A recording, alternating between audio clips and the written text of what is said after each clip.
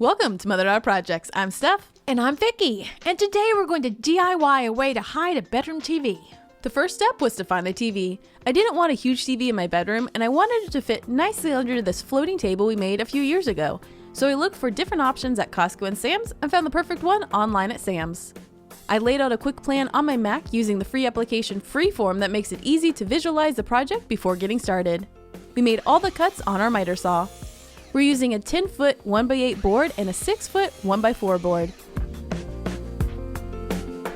With the cuts made, we laid out the design and realized the backboard was a little too thick and the TV leg would stick out past the 7.5-inch board. So we decided to cut a shorter piece for the bottom to allow the TV foot extra space. Here it is laid out. The 1x4 boards are there for back support. I marked where I was going to drill pocket holes on each of the boards and got out our Craig pocket hole jig out of our Ryobi link system. Then I drilled the pocket holes. This is an easy type of joinery to secure wood together.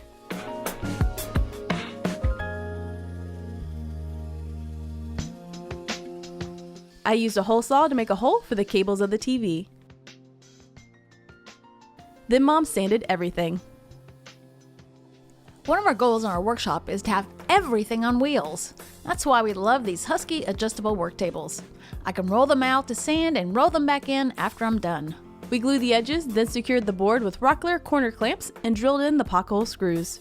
We've learned it's very important to clamp the piece before attaching pocket hole screws as you get a better, stronger connection, and if the piece isn't clamped, then it can shift out of place. We're using a French cleat to attach this to the wall. We put the two pieces together to get the thickness of the cleat. We set the thickness on our Craig multi-mark. We added the top back support and inset it to the thickness of the French cleat. This is to make sure the finished unit is flush to the wall, otherwise it would sit at an angle. Then I secured the bottom support and put it in place.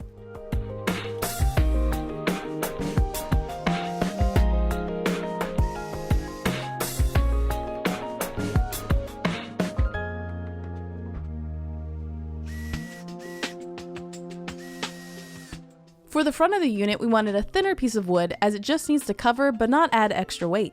We had this piece of wood that had been used as scrap board in the past, so Mom used wood putty to fill in the holes and smooth out the wood. And we realized in the end, once it was painted, you couldn't see any of these marks anymore. Then we marked where to cut the front. We used our table saw to do this. We bought a 48-inch continuous hinge and used a portable bandsaw to cut it to size. Off camera, I filled the pocket holes with wood putty. Then I primed everything. I'm using Kilt's primer, which is my go-to primer. With that dry, I painted the front gray, which is an accent color in Steph's bedroom already. Then I painted the body of the unit, which is the bedroom wall color, as we wanted it to blend in and not stand out. Then we added the continuous hinge, first adding pilot holes, then screwing it into place.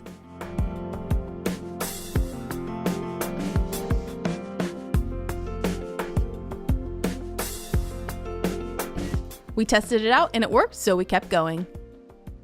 Something I didn't realize until the end was the nails were a little bit too long and popped out of the front, but Mom added a little putty, sanded, painted, and they disappeared.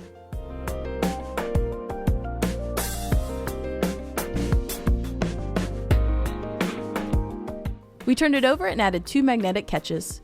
I got the placement, marked it, made pilot holes, and screwed in the strike plate and the magnetic catches. I'm glad I used 2 catches as it feels strong enough that it won't accidentally open on its own. Then I added the first part of the French cleat to the unit using the included screws. Next, I prepped the space in the bedroom. I removed everything from the wall and removed the floating table. I wanted to line up the unit with the outlet below, so here I'm figuring out the placement using a cord cover.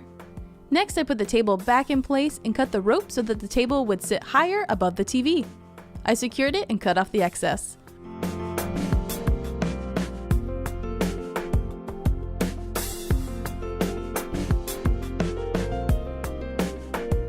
We marked the top of the unit, then measured down to where the French cleat needed to be secured to the wall. Then I put it into place and it worked.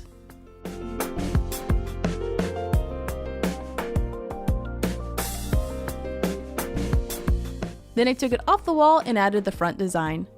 I didn't want a big gray square, so I wanted to add some simple line art to make it look more intentional. The theme of my bedroom is beach at night, and I love to kayak, so I found some ideas online and put this design together. I cut this in 3 panels using my Cricut Maker, then carefully applied the vinyl to the front of the unit. It's not perfect, but I'm pretty happy with how it came out. I used 3M strips to attach an Apple TV behind the TV, then we managed the cables and put the TV into place.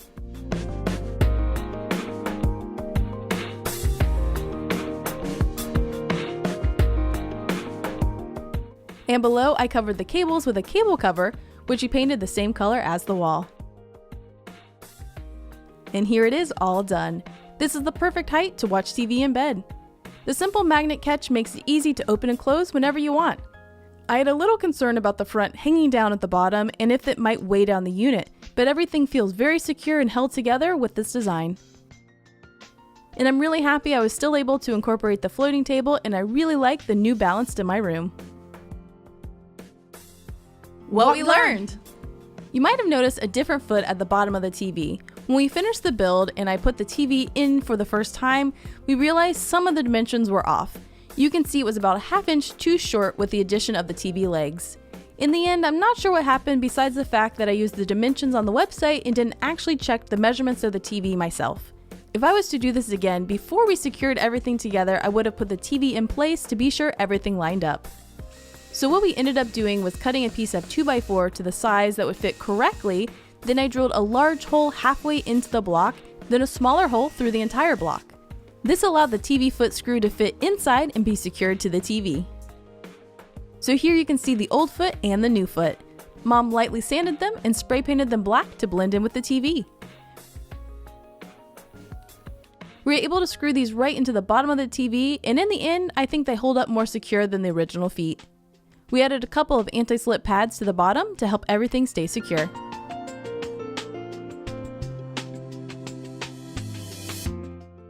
After using the TV, Steph realized that she needed a place for her TV remotes, so she found this simple box that sits on her nightstand or can be used on the bed when using the TV.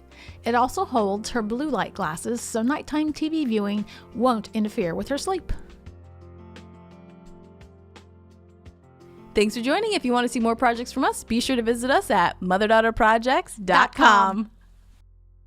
And if you want to see the floating table video, you can see that right here.